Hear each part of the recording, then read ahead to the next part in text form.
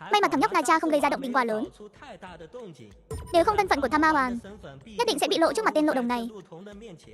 Biết đâu Đài Hứa đã giải quyết xong con tự yếu rồi, đang ở dưới đó ngủ gật ấy chứ. Sư thúc nói rất đúng, nhưng chúng ta vẫn nên xuống xem thử trước đã. Nếu thấy hay cho xin một like, một đăng ký kênh để mình ra phần sau nhé.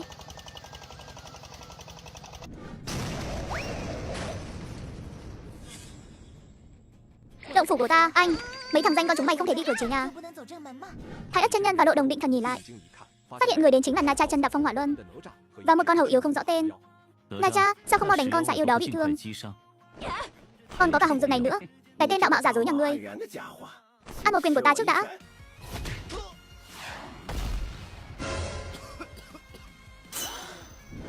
Úi cha, cú đấm này nhìn thôi đã thấy đau rồi. Đánh hay lắm, tỷ tỷ cho ngươi một like. Không ổn rồi. À, người sắp. Lần này hậu yêu sẽ đánh chết Lộ Đồng mất. Không được, đại thánh vừa mới nói với ta rồi. Mọi chuyện ở Trần Đường Quan đều là do tên vô lượng tiên tôn đó làm. Hơn nữa cha mẹ của ta vẫn chưa chết. Bách tính Trần Đường Quan cũng đều được cứu. Nhóc con ngốc rồi à? Sao con có thể tin lời một con yêu quái được? Nếu không ra tay ngăn cản nữa, tên đầu hiu kia sẽ bị hậu yêu đánh chết tươi mất. Đến lúc đó làm sao ngươi có được Bình Tương Ngọc Dịch? Làm sao giúp Ngao Bình khôi phục nhục thân? Ngao Bình ngươi cũng mau ra khuyên can đi chứ. Ta và Na Cha đều chọn tin lời đại thánh nói với chúng ta. Cho dù không cần Bình Tương Ngọc Dịch, thầy cũng có cách giúp ta khôi phục lại nhục thân. India, hai đứa nhóc các ngươi chẳng lẽ bị con yêu quái xảo quyệt này lừa rồi sao? Yêu quái thì sao chứ? Ngao Bình huynh ấy cũng là yêu tộc.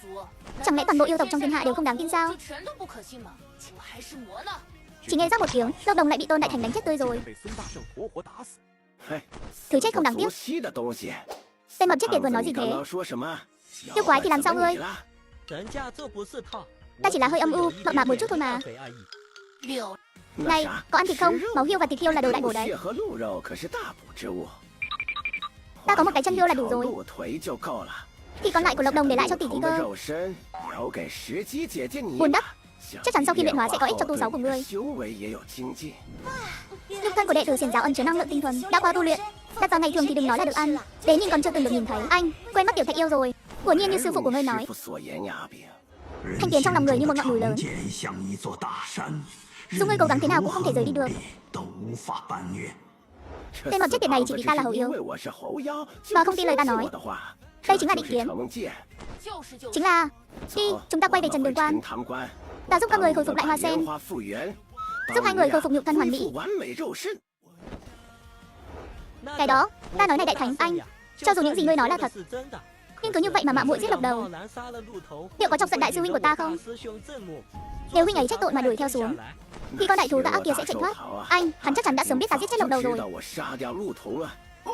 Bởi vì ngay khoảnh khắc ta một quyền đánh nổ đầu hắn, thì tàn hồn của tên đó đã bỏ trốn rồi.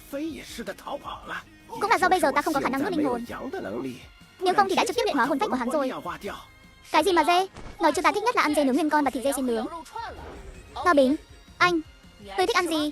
Ta cũng muốn ăn thịt dê xiên. Nhị ca ta là Ngao Ất, trước đây đã từng lén dẫn ta lên bờ ăn một lần. Không lắm luôn, chỉ là nói đến đây, tâm trạng Ngao Bình không khỏi có chút trùng xuống. Ngao Bình, ta nói ta có năng lực hồi sinh mẫu thân của ngươi. Đại ca Ngao Giáp, nhị ca Ngao Ất, ngươi có tin ta không? Đại thánh ta, huynh nói huynh có cách cứu người nhà của đệ, cầu xin huynh hãy cứu họ đi. Ta tin ngươi. Đừng kích động như vậy trước đã. Ta có thể cứu họ, chỉ là bây giờ vẫn chưa thể. Nói sao nhỉ? Do ta bị phong ấn trong tảng đá quá lâu, toàn bộ lực lượng của bản thân vẫn chưa hoàn toàn khôi phục lại. Nhưng Ngao Bình ngươi yên tâm, ta có thể vỗ ngực đảm bảo với ngươi, nhất định có thể để ngươi và tất cả người nhà được đoàn tụ. Phía trước chính là Trần Đường Quan, chúng ta sắp đến rồi. Giả như Tôn Ngộ không xuyên không đến thế giới của ma đồng, khi gặp nhau Na Cha và Ngao Bình sẽ xảy ra chuyện gì? Bảo biết người sẽ quay lại mà. Tại sao ư? Vì chúng ta còn quá trẻ, không biết trời cao đất dày ha ha. Ha, tính cả lão Tôn ta vào nữa. Anh,